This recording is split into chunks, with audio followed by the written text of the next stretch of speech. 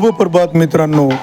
चला तर मग आज आपण आलो आहोत लोहा शहरातील धार्मिकतेचं केंद्रबिंदू मानणाऱ्या देऊळ गल्ली येथील विविध धार्मिक उपक्रमाची माहिती जाणून घेण्यासाठी. या तर मग सध्या अधिक मास म्हणजे धोंड्याचा महिना सुरुवात असून त्यानिमित्त प्रतिवर्षाप्रमाणे याही वर्षी दत्त संस्थान देऊळ गल्ली यांच्या वतीने श्री तुकोबाराय गाथा पारायणाचे भव्य आयोजन करण्यात आले आहे. या निमित्त शहरातील असंख्य भक्तांनी या पारायण सोहळ्यासाठी आपली उपस्थिती नोंदवली. महिनाभर चालणारा हा पारायण सोहळ्याचा उपक्रम धार्मिकतेची दिशा ठरवतो.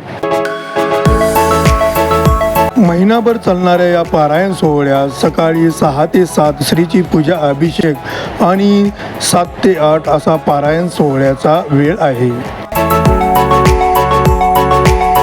दुपारी 1 ते 3 महाप्रसाद, सायंकाळी 6 ते 7 गाथा प्रवचन आहे.